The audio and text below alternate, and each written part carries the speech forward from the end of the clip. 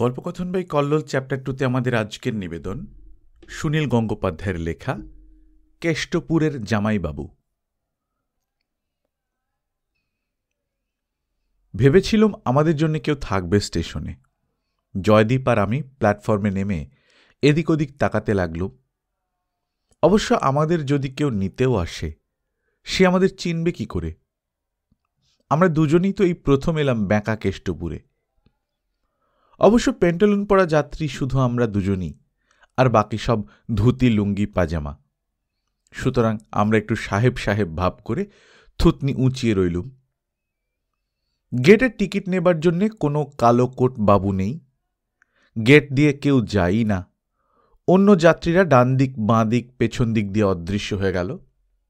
Platform প্রায় ফাঁকা।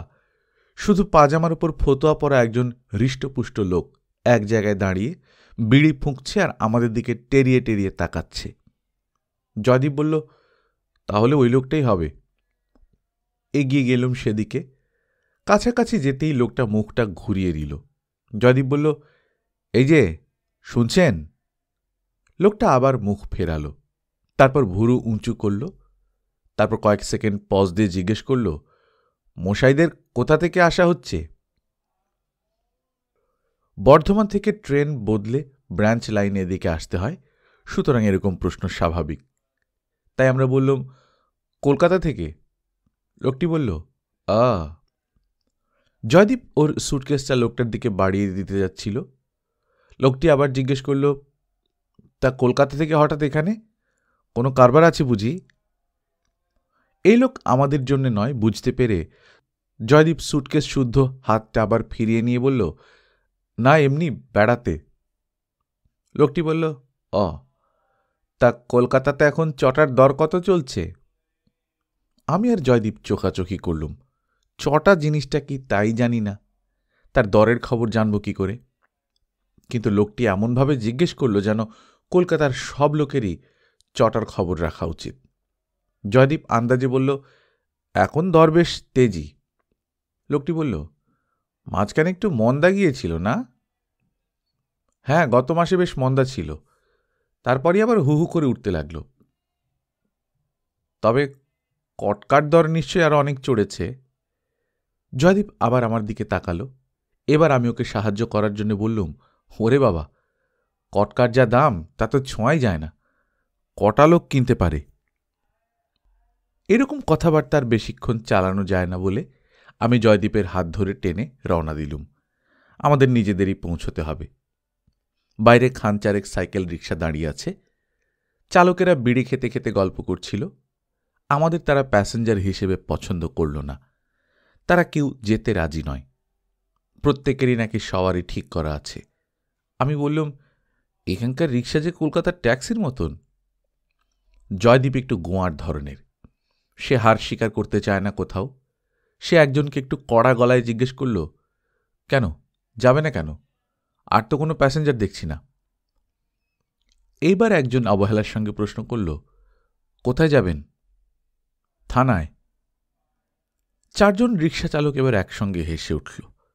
থানার নাম শুনলে যে কারুর হাসি পায় এই প্রথম দেখলুম। একজন রিক্সা চালক অন্যদের উদ্দেশ্য করে বলল, দারোগাবাবুর জামাই এসেছেন, রিক্সা করে থানায় যাবেন। হে হে। আমি বুঝতে পারলুম জয়দীপের অ্যাপ্রোচটা ভুল হয়েছে। হুট করে কারুকে থানার কথা বলতে নেই। রিক্সা চালকটি আন্দাজে কিন্তু প্রায় ঠিক কথা বলে ফেলেছে। আমরা কেউ দারোগার জামাই নই, কিন্তু এখানকার দারোগা জয়দীপের জামাইবাবু। ওরা ভেবেছে আমরা বুঝি ভয় দেখাবার জন্য থানার নাম বলেছি। আমি মোলায়েম করে বললুম, ভাই, আমরা দারোগাবাবুর আত্মীয়, আমাদের একটু থানায় পৌঁছে দিন না, যা ভাড়া লাগে দেব। একজন রিক্সা চালক বেশ মৌজ করে বলল, আজ অবধি কেউ এখানে এই স্টেশন থেকে রিক্সা চেপে থানায় যায়নি কি না? অন্য একজন বলল, কানাখোড়া হলেও কথা ছিল। এদের সঙ্গে কথায় পারা যাবে না। ব্যাঁকা কেষ্টপুরের লোকজনদের দেখছি কথাও ব্যাঁকা ব্যাঁকা। রিক্সায় চেপে কেউ থানায় যায় না ঠিক ভাড়া দিলেও। মালপত্তর বেশি নেই, আমরা হেঁটেই চলে যাব। জয়দীপকে বললুম, চল। স্টেশনের বাইরে একটাই মাত্র দোকান, সেখানে পান বিড়ি আর রসগোল্লা বিক্রি হয়। দোকানদারকে জিজ্ঞেস করলুম, ভাই এখানকার থানাটা কতদূর? সে একটা হাত দেখিয়ে রাস্তার উল্টো দিকের বাড়িটা দেখিয়ে দিল। এরকম একটা বিচ্ছিরি বাড়িতে থানা? একতলা একটা টালির চালের বাড়ি, বাইরে পুলিশের পাহারা টাহারা কিচ্ছু নেই। রাস্তা পার হয়ে সেদিকে যাবার সময় রিকশাওয়ালাদের খিক খিক হাসি শুনতে পেলেও আর সেদিকে তাকালুম না। না হয় স্টেশনের পাশেই থানা, তা বলে থানা সম্পর্কে ওদের একটু ভক্তি শ্রদ্ধা নেই? থানার ভেতরে ঢুকে মনে হলো সেখানে শোক সভা বসেছে। একটা বড় টেবিলে বসে আছেন বড়বাবু, একটা মাঝারি টেবিলে বসে আছেন মেজবাবু, আর যিনি শুধু একটা টুলের উপর বসে আছেন তিনি নিশ্চয়ই ছোটবাবু। দুদিকের দেয়াল ঘেঁষে দুখানা বেঞ্চিতে বসে আছে দুজন দুজন 4 জন কনস্টেবল। বড়বাবু একদৃষ্টে চেয়ে আছেন টেবিলের উপর টেলিফোনটার দিকে, বেশ চকচকে নতুন টেলিফোন। আমরা ঢুকতেই বড়বাবু বেশ যেন চমকে উঠে বললেন, কে, কি চাই? জয়দীপ বলল, ছোট জামাইবাবু, আপনি আমার চিঠি পাননি? থানার বড়বাবুর পক্ষে ছোট জামাইবাবু হওয়াটা যেন ঠিক মানায় না, বড় জামাইবাবুই হওয়া উচিত ছিল। কিন্তু উনি বিয়ে করেছেন জয়দীপের ছোট দিকে। বড়বাবু বললেন, ও জয়ন্ত? জয়ন্ত না, জয়দীপ। হ্যাঁ হ্যাঁ, জয়দীপ। তোমার চিঠি পেয়েছি বই কি, তোমাদের তো বানপুর লোকালে আসবার কথা। সেই ট্রেনেই তো এলুম। বানপুর লোকাল তো কোনোদিন 3:30 আগে আসে না, এক একদিন 5:30, 6টাও হয়। আজ তাহলে রাইট টাইমে এসেছে, 1:40 তো রাইট টাইম। আশ্চর্য ব্যাপার, বানপুর লোকাল রাইট টাইমে, বলো কি? জয়দীপ বলল, স্টেশনের এত কাছে থানা, আপনারা ট্রেনের আওয়াজ শুনতে পাননি? বড়বাবু বললেন, ট্রেনের আওয়াজ শুনলে যে সেটা বানপুর লোকাল হবে তার কোনো মানে আছে? কোনোদিন যে ট্রেন ঠিক টাইমে আসে না। তা যাকগে, ভালো মতো পৌঁছেছ এই যথেষ্ট। এটি তোমার বন্ধু বুঝি? তা তোমরা ভেতরে যাও, আমি তো এখন ডিউটিতে আছি, উঠতে পারছি না। দরওয়াজা, সাহেবদের নিয়ে যাও। বড়বাবুর কোয়ার্টার থানার পেছন দিকেই, একজন কনস্টেবল সেখানে পৌঁছে দিল আমাদের। ছোটদি ঘুমোচ্ছিলেন, আমাদের দেখে বেশ অবাক হয়ে বললেন, ওমা, তোরা এর মধ্যে পৌঁছে গেছিস? আমি তো ভেবেছিলাম বেলা গড়িয়ে যাবে। যা পোড়ার দেশ, কোনোদিন ঠিক সময় ট্রেন আসে না। মুখ শুকিয়ে গেছে কেন, খেয়ে আসিসনি বুঝি? আমরা আমতা আমতা করতে লাগলুম। ছোটদি বললেন, জামা কাপড় ছেড়ে হাত পা ধুয়ে নে, আমি তোদের পরোটা করে দিচ্ছি। মা কেমন আছে রে? কতদিন চিঠি পাই না। কোয়ার্টারে 3খানা ঘর, তার মধ্যে একখানা আমাদের জন্য আগে থেকেই সাজিয়ে রেখেছিলেন ছোটদি। একটা বড় খাটে 2 জনের বিছানা। জয়দীপ উঠোনের কোতলায় স্নান করতে গেল। আমারও তো চান করার বাতিক নেই, বিশেষত শীতকালে, তাই আমি গড়িয়ে পড়লুম বিছানায়। একটি 6-7 বছরের মেয়ে আর একটি 9-10 বছরের ছেলে এসে দাঁড়ালো খাটের পাশে, এক দৃষ্টে চেয়ে রইল আমার দিকে। আমি একটু অস্বস্তিতে পড়লুম। ছোট ছেলে মেয়েদের সঙ্গে ভাব জমাবার একটা কায়দা আছে, কেউ কেউ পারে, কেউ পারে না। আমি প্রথমে তাদের নাম জিজ্ঞেস করলুম, তারপর কোন স্কুলে পড়ো, কোন ক্লাসে, আজ স্কুলে যাওনি কেন, এই কটা প্রশ্ন জিজ্ঞেস করার পরই আমার স্টক ফুরিয়ে গেল। আর কিছু মনে পড়ছে না। ছেলেটির নাম চিররঞ্জন আর মেয়েটির নাম অম্বাপালিকা। আমার প্রশ্নের তারা কাটা কাটা উত্তর দেয়, আমার মুখের দিকে চেয়ে আছে এক দৃষ্টে। আমি চুপ করতেই ছেলেটি জিজ্ঞেস করল, আমাদের জন্য কি এনেছ? মেয়েটি বলল, আমাদের জন্য কলকাতার চকলেট আননি। লজ্জায় আমার একেবারে কুঁকড়ে যাবার মতন অবস্থা। ছি ছি ছি, জয়দীপের ছোটদির যে 2টি বাচ্চা ছেলে মেয়ে আছে তা আমার আগে মনেই পড়েনি। সত্যি তো, ওদের জন্য কিছু আনা উচিত ছিল। জয়দীপ কি কিছু এনেছে? ওর বাড়ি থেকে আমরা একসঙ্গে বেরিয়েছি, পথে তো ওকে কিছু কিনতে দেখিনি। তবে জয়দীপের মা নিশ্চয়ই কিছু পাঠিয়েছেন নাতিদের জন্যে। সময় নেবার জন্য আমি বললুম, হ্যাঁ আনা হয়েছে, মানে তোমাদের জয়দীপ মামার সুটকেসে আছে, সে আসুক। কোনটা ছোট মামার সুটকেস? একটু আগেই জয়দীপ তার সুটকেস খুলে তোয়ালে বার করে নিয়ে গেছে। ডালাটা খোলা, ছেলে মেয়ে দুটি ঝাঁপিয়ে পড়ে সুটকেসটা একেবারে তছনছ করে দিল। জয়দীপের মা নাতি নাতনির জন্য প্যান্ট আর ফ্রক পাঠিয়েছেন। ছেলেটি বলল, কই, চকলেট নেই তো, লজেন্সও নেই। মেয়েটি বলল, তোমার বাক্স কোনটা? আমি সুটকেস আনিনি, একটা বড় হ্যান্ডব্যাগ, তাতে তালা ফালা কিছু নেই। হ্যান্ডব্যাগটা খাটের নিচে রাখা ছিল। ওরা সেটা বার করে টেনে খুলে শুরু করে দিল ঘাঁটাঘাঁটি। এই সময় জয়দীপ এসে পড়ায় আমি বাঁচলুম। জয়দীপ বলল, এই হাঁদু আর কাদু, কেমন আছিস রে তোরা?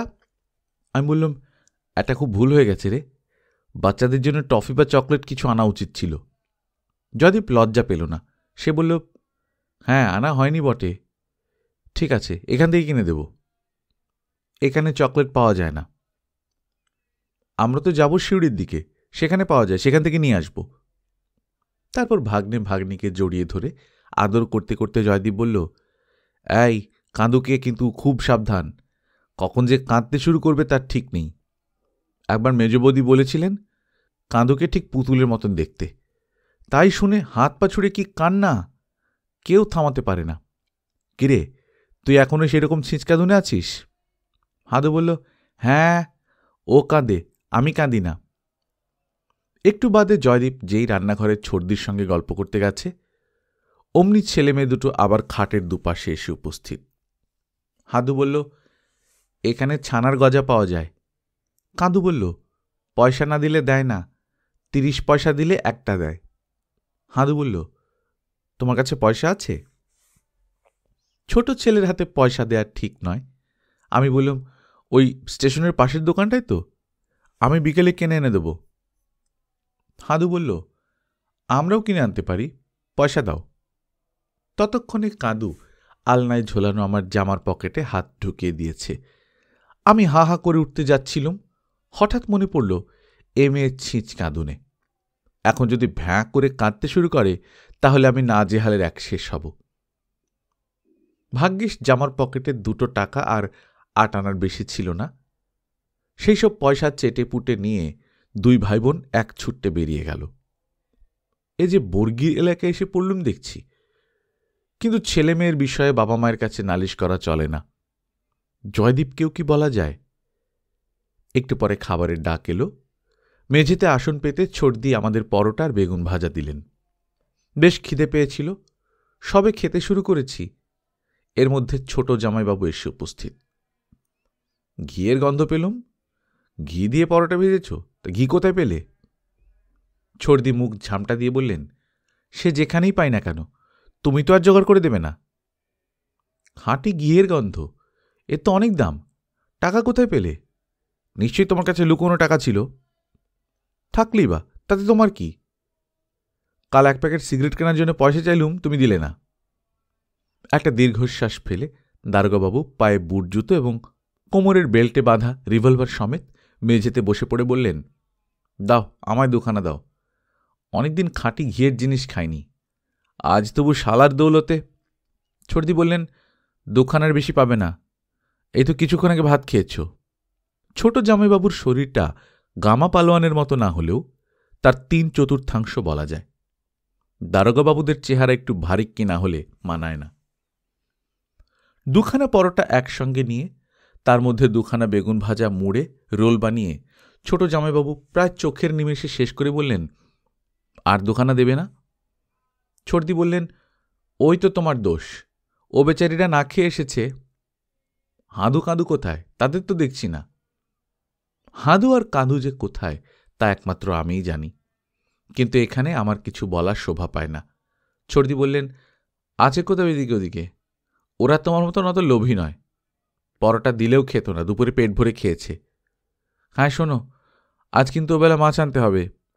দীপু আর নীলু এই প্রথম এসেছে, আজ তো ছোট গোলকপুরে হাট আছে না? জামাইবাবু বললেন, মাছ? ও হ্যাঁ, ওরা এসেছে, মাছ তো আনাতেই হবে। তোমার লুকোনো টাকা থেকে কিছু দিও। মাছ কেনার টাকাও আমায় দিতে হবে? কথাবার্তা একটু অপ্রিয় দিকে চলে যাচ্ছে দেখে কথা ঘোরাবার জন্য জয়দীপ জিজ্ঞেস করল, আচ্ছা ছোট জামাইবাবু, চটা আর মটকা মানে কি? আমি সংশোধন করে দিয়ে বললাম, মটকা নয়, কটকা। দারোগাবাবু অবাক হয়ে চোখ গোল করে তাকালেন আমাদের দুজনের দিকে, তারপর বললেন, এ আবার কিরকম প্রশ্ন ভাই? আমি যদি তোমাদের জিজ্ঞেস করি চংক্রমণ কিংবা অকৈতব মানে কি, তোমরা বলতে পারবে? এ তো লোক ঠকানো প্রশ্ন। জয়দীপ বলল, না না, সেজন্য বলিনি। স্টেশনে একটা লোক জিজ্ঞেস করল কি না, কলকাতায় চটা আর কটকার দর কত। স্টেশনে একটা লোক? কিরকম চেহারা বলো তো? বেশ লম্বা চড়া, ডান হাতে রূপোর তাগা। চেহারা ওরকমই, তবে রূপোর তাগা ছিল কিনা লক্ষ্য করিনি হাতে। মাথায় অল্প টাক? হ্যাঁ, হলদে পতুয়া।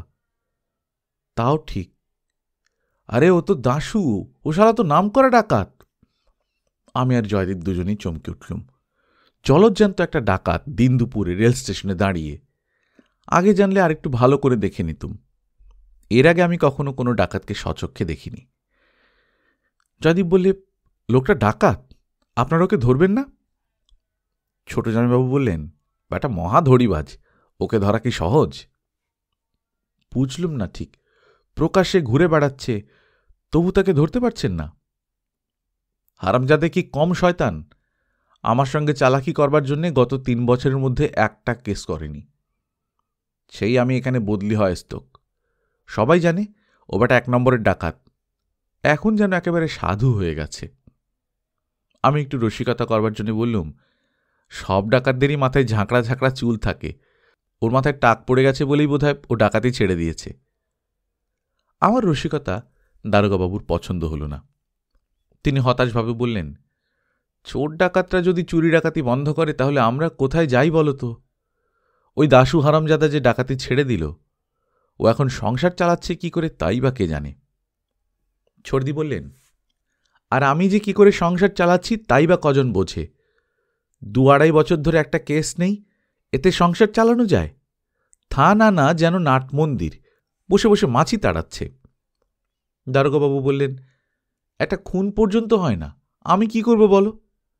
রাধু হালদারকে দাশু ভুইমালির এগেনস্টে কত করে তাতালুম, তা পরশুদিনে সে রাধু কি বলল জানো? বলে, স্যার, আমি দাশুকে ক্ষমা করে দিয়েছি। একেবারে চৈতন্য অবতার। আলোচনা আর বেশি দূর গড়াল না। এই সময় একজন কনস্টেবল মহা উত্তেজিতভাবে দৌড়ে এসে খবর দিল, স্যার, টেলিফোন বেজেছে, টেলিফোন স্যার, এক্ষুনি আসুন। টেলিফোন বলেই জামাইবাবু অত বড় চেহারাটা নিয়ে তড়াক করে উঠে দাঁড়িয়ে তড়িৎ গতিতে ছুটে গেলেন। জয়দীপ ছর্দিকে জিজ্ঞেস করল, খুব জরুরি কল আসবার কথা আছে বুঝি? ছর্দি বললেন, ছাই, গত 3 মাস আগে টেলিফোনটা বসিয়ে দিয়ে গেছে, এই প্রথম বাজল। ছোট জামাইবাবু ফিরে এসে বললেন, রং নাম্বার, চাল কলের নাড়ুদাসকে চাইছে, দাও আরেকখানা পরোটার বেগুন ভাজা দাও। হাঁদু আর কাঁদুও ফিরে এলো এই সময়। হাত ফাঁকা, কেউ সদ্য কোনো জিনিস খেয়ে এলে মুখ দেখেই বুঝতে পারা যায়। অন্তত আমি ঠিকই বুঝতে পারলুম যে 2.5 টাকার ছানার গজা ওরা বাইরে বসেই সাবার করে দিয়ে এসেছে। আমাদের খেতে দেখে ওরা হুড়মুড়িয়ে এসে মায়ের দুপাশে বসে পড়ে বলতে লাগল, আমাদের দাও, আমাদের পরোটা দাও। ব্যাঁকা কেষ্টপুরের মতন এমন শান্তিপূর্ণ জায়গা আর হয় না, একেবারে রামরাজ্য বললেও চলে। খুন বা ডাকাতি তো দূরের কথা, এখানে সামান্য ছিঁচকে চুরি পর্যন্ত হয় না। কেউ অন্যের বউকে ফুসলে নিয়ে পালায় না, অপরের জমিতে কেউ জোর করে ধান কাটে না। এ তল্লাটে সবাই সুখী। একমাত্র থানার বড়বাবু এবং তার অধস্তন কর্মচারী কজনের পরিবারই অতি কষ্টে রয়েছে। কনস্টেবল 4 জন রোগা হয়ে গেছে একেবারে, তাদের গলার আওয়াজ চিঁ চিঁ করে। এসআই 2 জনের মধ্যে একজন কীর্তন গান করে মনের দুঃখ ভুলে থাকে, আরেকজন সর্বক্ষণ গুম, যেন কথা বলতেই ভুলে গেছে। মাঝে মাঝে শুধু সে রোষকষায়িত লোচনে বড়বাবুর দিকে তাকায়, যেন বড়বাবুই এই দুরবস্থার জন্যে দায়ী। অথচ বড়বাবুর অবস্থাই সবচেয়ে শোচনীয়। সামান্য কটা টাকা মাইনে, তাতে কি এত বড় সংসার চলে? ছেলেমেয়ের পড়াশুনো, বউয়ের শাড়ি গয়না, লাইফ ইন্স্যুরেন্স, ভালো মন্দ খাওয়া, ডাক্তার, কভারেজ, এসব মেটাতে গিয়েই মাসের মাঝখান থেকে টানাটানি। কাজকর্ম নেই বলে বড়বাবু এই বছর থেকে কোয়ার্টারের সামনের উঠোনে আলু বেগুনের চাষ আরম্ভ করেছেন। যতদূর বুঝতে পারলাম, এই বাড়িতে মাছ মাংস খুব কম আসে। আমরা এসেছি বলে ছর্দি আধুলি জমাবার মাটির ভাঁড়টা ভেঙেছেন। এই লজ্জাতেই বোধহয় ছর্দি গত 3 বছরে একবারও বাপের বাড়ি যাননি। পাশের থানা রাধিকাপুরেই তো কত রবরবা। খবরের কাগজে রাধিকাপুরের নাম প্রায়ই বেরোয়। জোরদার খুন, নাবালিকা ধর্ষণ, প্রাথমিক শিক্ষকের কান কাটা, পোস্ট অফিসে ডাকাতি, পুকুর চুরি, এরকম কত কি লেগেই আছে। রাধিকাপুরে বড় বড় কাগজের রিপোর্টার আসে, পুলিশের বড় কর্তা আসে, এমনকি মন্ত্রীরাও আসে। এই জন্য রাধিকাপুরের লোকেদের কত গর্ব। 2-1 মাস একটু ঝিমিয়ে পড়লেই রাইফেল লুট কিংবা হরিজন বস্তিতে আগুনের মতো রোমহর্ষক কিছু আবার ঘটিয়ে দেয়া হয়। আবার মন্ত্রী ও রিপোর্টারদের আগমন, আবার কাগজে বড় বড় অক্ষরে নাম। সেই তুলনায় ব্যাঁকা কেষ্টপুরের নাম কেউ জানে? একেবারে ম্যাড়ম্যাড়ে নিরীহ জায়গা, কোনো ঘটনা নেই। ছোট জামাইবাবুর ধারণা এই সবই তাকে জব্দ করবার জন্যে এখানকার লোকেদের ষড়যন্ত্র। জায়গাটা তো বরাবর এরকম ছিল না।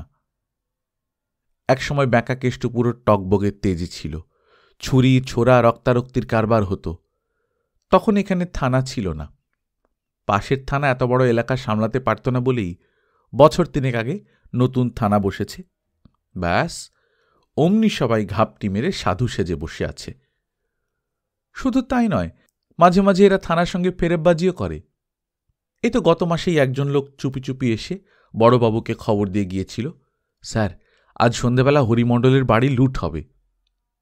তাই শুনে মহা উৎসাহে বড়বাবু, মেজবাবু, সেজবাবু আর কনস্টেবলরা, অর্থাৎ গোটা থানায় পুরো দস্তুর সাজগুজ করে গিয়ে হরিমণ্ডলের বাড়ির কাছাকাছি গিয়ে লুকিয়ে রইল। সন্ধেবেলা দলে দলে লোক ধেয়ে এলো সে বাড়ির দিকে, চিৎকার চেঁচামেচি শোনা গেল। তারপর বড়বাবু যেই সদল বলে সেখানে হানা দিলেন, অমনি ব্যাটাদের কি হাসি! কেউ কেউ গড়াগড়ি দিতে লাগলো মাটিতে। হরিমণ্ডলের বাড়িতে সেদিন হরির লুট। প্রথম নাতি হয়েছে বলে হরিমণ্ডল ফুট কড়াই আর বাতাসা বিলোচ্ছে। দারোগা বাবুরাও কয়েকখানা বাতাসা খেয়ে ফিরে এলেন। রাধিকাপুরের থানার বড়বাবুর 3 নম্বর ছেলের পৈতেতে নেমন্তন্ন খেতে গিয়েছিলেন ছর্দিরা। সেই গল্প শোনালেন ছর্দি। জানিস, সে তো এলাহি ব্যাপার। অন্তত 100-5 লোক এসেছে, অথচ একটা পয়সা খরচা নেই। কেউ দিয়েছে মাছ, কেউ দিয়েছে দই মিষ্টি, কেউ দিয়েছে মুরগি। ওখানে 3-3টে চালের কল। চাল ডালের তো কোনো ভাবনাই নেই। উঠোনে দেখলুম 3টে ছাগল বাঁধা, ওগুলো একজন দিয়েছে। কিন্তু এক্সট্রা হয়েছে, অত মাংস কে খাবে? তোদের জামাইবাবু তো আজ অবধি আমাকে একটা সিল্কের শাড়িও কিনে দিল না, অথচ ও থানার বড়বাবুর গিন্নি নাইলন জর্জেট ছাড়া পরেই না। আমায় হ্যাটা করবার জন্যে মুক্তোর সেট দেখালো, 3টে রিস্ট ওয়াচ। ওর ছেলেমেয়েদের মুখে নাকি সন্দেশ রসগোল্লাও রোচে না, বলে কিনা কেক চাই। রাধিকাপুরে কেক পাওয়া যায়? না পাওয়া গেলেই বা কি, লোকে সিঁড়ি থেকে নিয়ে আসে। খাতিরের যোগ্য লোক, তাই সবাই খাতির করে। পরে শালদারের সঙ্গে ডিএসপি এসপির পর্যন্ত দহরম মহরম, প্রায়ই সদরে ডাক পড়ে। তোদের জামাইবাবুকে কে পোছে? কেউ নয়। জামাইবাবু ট্রান্সফার নেবার চেষ্টা করেন না? করবে না কেন? চেষ্টা করে করে তো হে দিয়ে গেল, কেউ কানে তোলে না ওর কথা। আমি বললুম, ছোট জামাইবাবু নিজের এলাকা এতদিন শান্তিপূর্ণ রেখেছেন, এটা ওর কৃতিত্বও তো বটে। সেই জন্যই গভর্নমেন্ট ওকে এখান থেকে সরাতে চায় না। ছর্দি মুখ নাড়া দিয়ে বললেন, কৃতিত্ব না ছাই, এই থানার কথা ভুলেই গেছে ওপরওয়ালারা। বড় বড় 2-একটা কেস এলে তবে না নাম হয়। রাধিকাপুরের পরে শালদারের নাম ছড়ালো কিসে জানিস? চৌধুরীরা ওখানকার পুরনো জমিদার বংশ। এখনও 2-3টে মাছের ভেড়ি আছে। সেই বাড়ির এক ছেলে খুনের মামলায় জড়ালো। একটা খুন না, জোড়া খুন। জয়দীপ বলল, হ্যাঁ হ্যাঁ, কাগজে পড়েছিলুম বটে, হাইকোর্টেও কেস উঠেছিল। শেষ পর্যন্ত সেই জমিদারের ছেলে বেকসুর খালাস পেল, আর পরে শালদারেরও আঙ্গুল ফুলে কলাগাছ হল। লোকে বুঝল যে হ্যাঁ, ক্ষমতা আছে বটে দারোগার, অত বড় মামলার আসামিকেও খালাস করতে পারে। আর তোমার জামাইবাবু? আগে যে থানায় ছিলুম সেখানে এক পার্টি ওয়ার্কারকে ধরে ফালতু খুনের দায়ে চালান করে দিল। গ্রামের লোক ভাবল দারোগাবাবুর কোনো মুরদ নেই, পার্টির লোকেরাও চটল। এসপি সাহেবকে ডেকে বললেন, চুরি ডাকাতির বদলে এদিকে তোমার নাক গলানো কেন? ব্যাস, করে দিল এই পচা জায়গায় ট্রান্সফার। তোদের জামাইবাবুর ঘটেতে এক ফোঁটা বুদ্ধি নেই। এর চেয়ে আমি দারোগা হলে ঢের ভালো কাজ চালাতে পারতুম। জয়দীপ বলল, এখানে চুরি ডাকাতি নাইবা হলো, এমনি 2-4 জন লোককে ধরে মাঝে মাঝে চালান করে দিলে হয় না? 2-4 দিন জেলে থাকলে ঠিকই ওসব শিখে যাবে, আর একটু ট্রেনিংও তো দরকার। ছর্দি বললেন, তার কি উপায় আছে এখানে? একবার হাটের দিন এক ছোড়া একজন পেয়ারাওয়ালার কাছ থেকে 2টো পেয়ারা নিয়ে পালিয়েছিল। তাকে ধরে নিয়ে এসে রাখা হলো থানায়। ওমা, একটু পরে এক দঙ্গল মানুষ এসে উপস্থিত, সঙ্গে সেই পেয়ারাওয়ালা। সে এক ধামা পেয়ারা নামিয়ে রেখে বলল, ওকে ধরবার কি এখতিয়ার আছে আপনাদের? ইচ্ছে হয়েছে ছেলেটা খাক না যত খুশি পেয়ারা, যদি লাগে তো আরও এক ধামা দেব। তবেই বোঝ, ব্যাঁকা কেষ্টপুরের মানুষগুলো একেবারে হাড় বজ্জাত। 3-4 দিন থেকেই আমি জয়দীপের ছর্দির বাড়ির নিরানন্দ পরিবেশে একেবারে হাঁপিয়ে উঠলুম। এদিকে আমারও নিরানন্দ হবার যথেষ্ট কারণ ঘটেছে।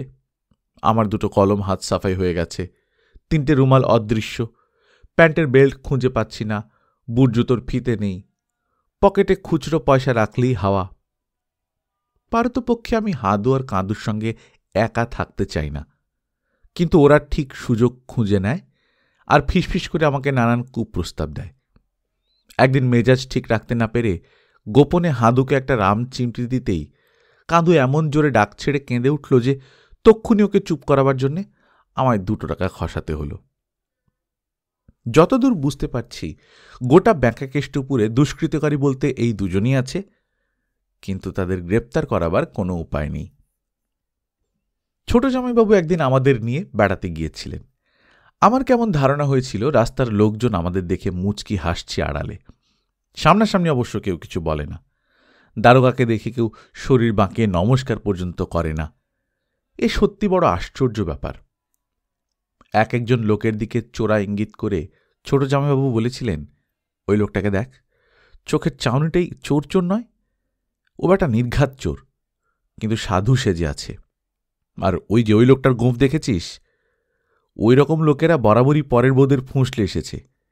আমি মানুষ চিনি, কিন্তু তোরা গিয়ে ওর সঙ্গে কথা বলে দেখ, একেবারে ধর্মপুত্র যুধিষ্ঠির। এই সব আমার বিরুদ্ধে ষড়যন্ত্র। ছোট জামাইবাবুর খুব ভরসা ছিল দাশু ডাকাতের উপর। সেই পর্যন্ত 6 বার ডাকাতি করে মাত্র 1 বার ধরা পড়ে 6 বছর জেল খেটেছে। একবার জেল খাটলেই আগের অপরাধগুলো তামাদি হয়ে যায়। এখন ওর চুপচাপ থাকবার কোনো মানে হয়? যে 6 বার ডাকাতি করেছে সে কি ইচ্ছে করলে 7 বার পারে না? সেসব না করে দাশু থানার সামনে দিয়ে ড্যাং ড্যাং করে ঘুরে বেড়ায়। আমরা থাকতে থাকতেই ভগবান বোধহয় ছোট জামাইবাবুর কাতর প্রার্থনা শুনে দাশুকে সুমতি দিলেন। একজন কনস্টেবল পাকা খবর নিয়ে এসেছে, গত 2 দিন ধরে দাশুকে নাকি দেখা গেছে সন্ধ্যার পর চুপি চুপি একটা শাবল হাতে নিয়ে গ্রামের এক প্রান্তের একটা পোড়ো বাড়িতে ঢুকতে। নিশ্চয়ই সেখানে তার ডাকাতির মাল লুকোনো আছে। আজ সন্ধ্যাবেলাতেও একটু আগে সে সেখানে ঢুকেছে।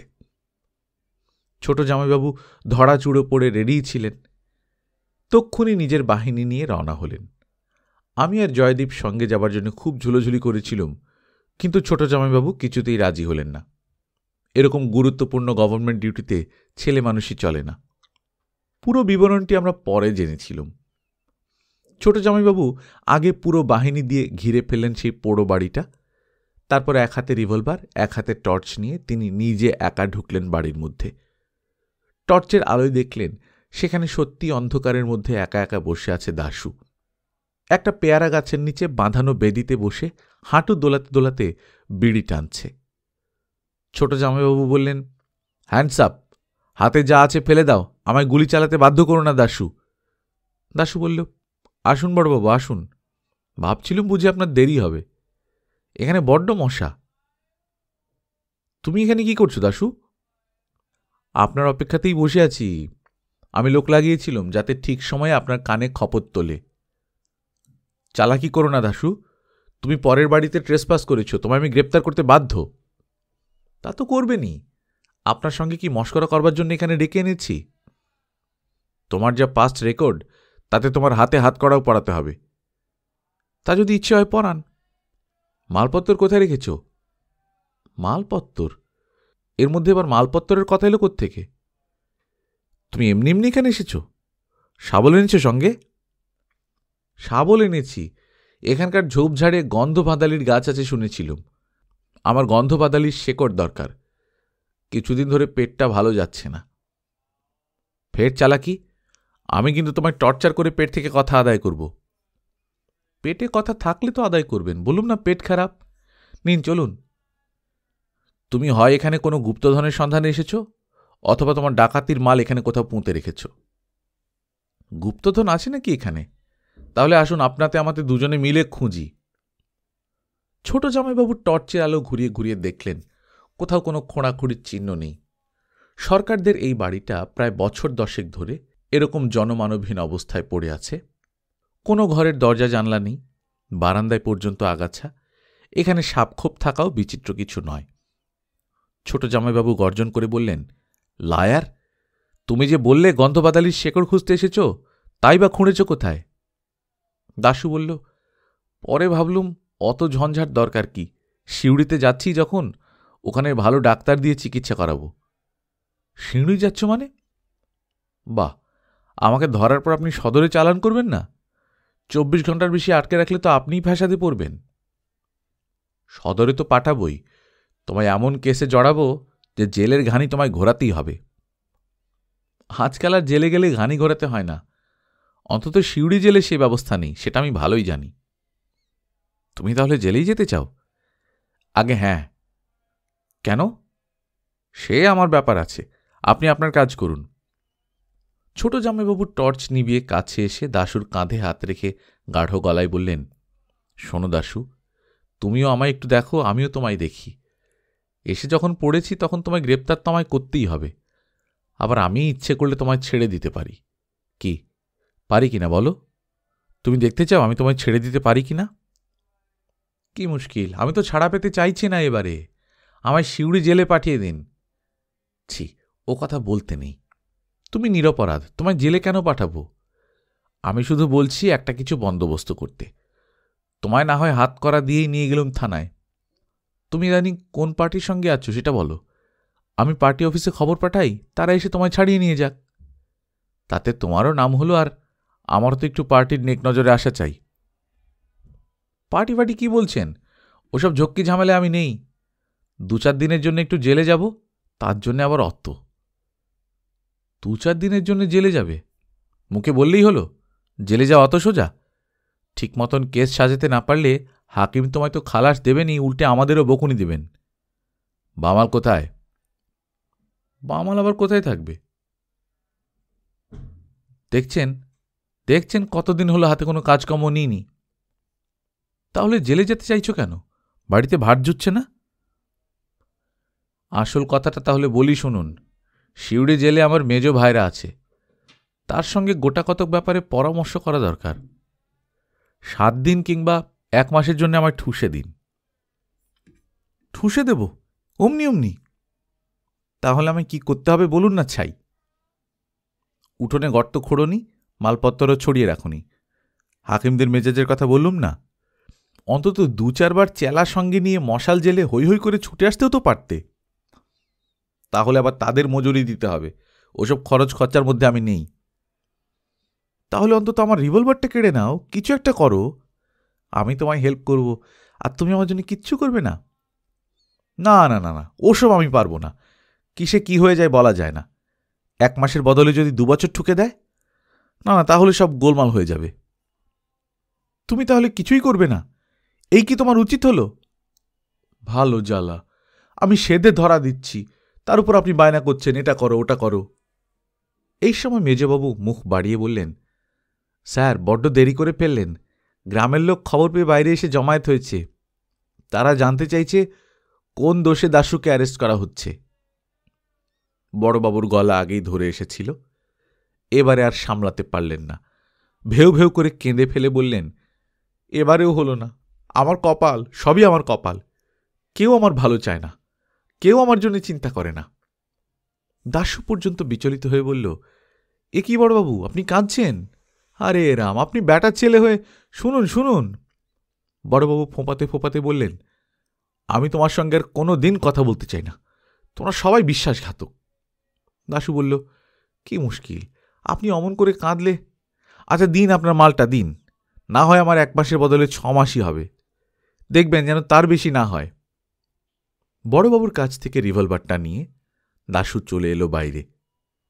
সেখানে শখানেক গ্রামের লোক হল্লা শুরু করে দিয়েছে। দাশু হাতটা উঁচিয়ে চেঁচিয়ে বলল, ভাইসব, আপনারা উত্তেজিত হবেন না। দারোগাবাবু অন্যায্য কিছু করেননি। আমাকে গ্রেপ্তার করার হক ওনার আছে। এই দেখুন, আমি ওনার পিস্তল কেড়ে নিয়েছি, এবার দৌড়ে পালাচ্ছি। এরপর সে পুরনো কালের মতো একটা হুঙ্কার দিল। তারপর ছুট লাগালো দাশু, তার পেছনে পেছনে পুরো পুলিশ বাহিনী। দাশুই আগে এসে পৌঁছে গেল থানায়। রিভলভারটা টেবিলে ছুঁড়ে ফেলে ধপাস করে মেজবাবুর চেয়ারে বসে পড়ে বলল, উহ, দম ছিটকে গেছে একেবারে, এতখানি রাস্তা, কই 1 গ্লাস জল খাওয়ান। বড়বাবু ততক্ষণে চোখের জল মুছে ফেলেছেন। একগাল হেসে বললেন, শুধু জল কেন, ওরে দাশুবাবুর জন্য ছানার গজা নিয়ে আয়, চা বসাতে বল, আজ এমন শুভ দিন। গল্পকথন বই কল্লোল চ্যাপ্টার 2তে শুনছিলেন সুনীল গঙ্গোপাধ্যায়ের লেখা কেষ্টপুরের জামাইবাবু।